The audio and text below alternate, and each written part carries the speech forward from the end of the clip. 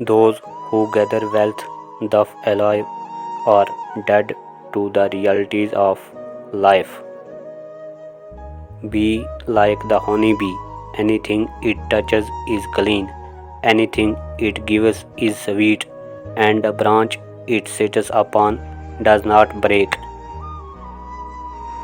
The pious is not the one who has the pious company, but the one who is pious when alone. No mirror can reflect picture of a human as best as his attitude and way of speaking do. Ignore pain, otherwise you never can be happy. Where there is haste, there must be a chance of mistake. The most manifest sign of abundant intelligence is good planning.